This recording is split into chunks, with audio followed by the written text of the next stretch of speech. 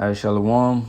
First and foremost, I want to give all praises, honor, and glory unto Yahweh, Bahashem, Yahweh Shai, Bahashem, Rechak Wadash. I want to give double honors to the apostles and elders of Great Millstone.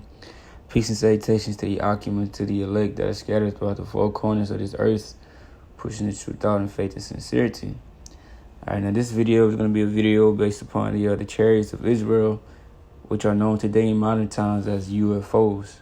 Alright, unidentified flying objects, what people think they have little green aliens inside of them, alright, which is false. They're the angels. The angels operate those vehicles. Those are the vehicles of heaven. When you read in the scriptures about when you see clouds, the chariots, alright, that's referring to the so-called UFOs today, right? And I had a chariot sighting yesterday. I actually seen a chariot, right, which I believe was a chariot because it couldn't have been nothing else but a chariot, right? So this is basically what happened. I went outside, right? I was waiting on my mother to come, and I looked up to the sky and I just started speaking unto the Most High and the Son, Yahweh Shai. I was asking to be blessed with, a chariot sighting or to see a chariot. I was like, it can just be for a split second, and I'll be fine with that, And I looked up at the sky for about 10, 15 minutes, and I ain't see nothing. And that's not my first time going outside to do that. I usually go outside to look and see if I'll be able to see a chariot or anything.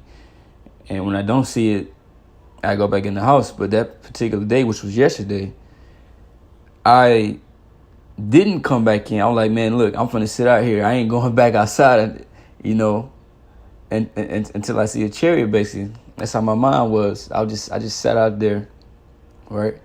And I prayed to the Most High again. I was just like, look, I already know, I was saying that basically if even if he didn't show it to me, I still believe that they're real, right? I said, I know they out here, so I just wanted him to reveal it to me. So I was sitting down and I looked to my left-hand side. It's like 10 minutes probably passed by. I seen something glowing in the sky. Like it looked like a fucking fireball in the middle of the sky. It was getting brighter and brighter, and it was just going, straight up. So I stood on top of my car, right, to look at it. I'll try to post a video up with it too, up with this lesson. But, I seen it, and I was just gazing. I was just stuck, man. I was like, what the hell, I was, trying to reach for my phone. I couldn't pull it like as fast as I wanted to pull it, but I got it.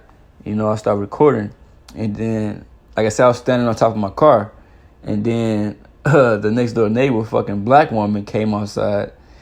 She was like, well, what the hell? What you doing? Why you standing on top of the car? Me being so amazed, I couldn't do anything but point at it. I was like, man, you don't see that right there? And she was just like, that's a jet. And you don't know how bad that pissed me off. She said that shit, man. I mean, there ain't no fucking jet. I knew it wasn't no jet because I never seen anything glow like that in the sky, like a fireball. And it was flying straight up, like straight up. Anything like an airplane or anything else, it flies up in the angle, right? And I don't know helicopters that light up like that. But that thing was lighting up the whole sky, bro. Well, not the whole sky, but, it was just, it was noticeable, right? That's all I can say, but I'll get straight into the scriptures. I don't want to talk too much, but, this is 2 Kings. This is dealing with Elisha and Elijah, right? When Elijah got taken up into heaven, by the chariots, right? The Most High came and sent the angels down basically to abduct Elijah, and take him wherever to the spiritual realm. That's where he went. The Most High took him. So this is 2 Kings 9 and 12. Says, and they said it is 2 Kings 2, Salaki. 2 Kings 2 and 9 says, and it came to pass when they were gone over that Elijah said unto Elisha, ask what I shall do for thee before I be taken away from thee. And Elisha said, I pray thee, let a double portion of thy spirit be upon me. And he said, thou hast asked a hard thing. Nevertheless, if thou see me when I am taken from thee, it shall be so unto thee. But if not, it shall not be so. It says, and it came to pass, as they still went on and talked, that behold, there appeared a chariot of fire and horses of fire, and parted them both asunder. And Elijah went up by a whirlwind unto heaven. Now, this was a so-called UFO, a chariot of Israel. Right? It said there appeared a chariot of fire. That's talking about the lights on the chariot. You know? It says, and the horses of fire, and parted them both asunder. The horses just represents, power. And parted them both asunder. And Elijah went up by a whirlwind to heaven. Now, when you watch these movies on the so-called UFOs or cartoons or anything, when people get abducted, they go up by a whirlwind, right? That's how we know that this is a so-called UFO, right? That's what happens when you get beamed up.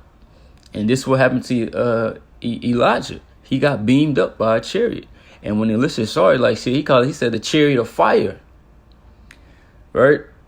It said, and Elisha saw it, and he cried, my father, the chariot of Israel, and the horsemen thereof. And the horsemen represents the angels, because they are operating it, right? It said, and he saw him no more, and he took hold of his own clothes and rent them in two pieces. So he said, shit, this the chariots of Israel, man, right?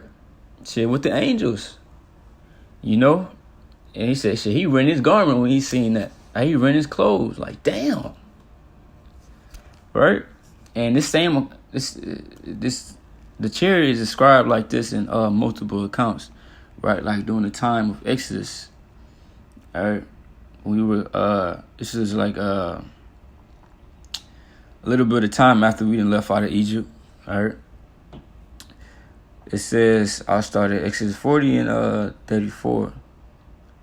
It said, then a cloud covered the tent of the congregation, and the glory of Yahweh filled the tabernacle. And the cloud is talking about the chariots, like I said. I get that precept. This is Psalms 104 and 3. It says, who laid the beams of his chambers in the waters? Who maketh the clouds his chariots? So when you see clouds, it's talking about the chariots. It's not talking about an actual cloud in the sky, right? But it says that, verse 34, then a cloud covered the tent of the congregation, and the glory of Yahweh filled the tabernacle. And Moses was not able to enter into the tent of the congregation, because the cloud abode therein, and the glory of Yahweh filled the tabernacle. And when the cloud was taken up from over the tabernacle, the children of Israel went onward in all their journeys. But if the cloud were not taken up, then they journeyed not to the day that it was taken up.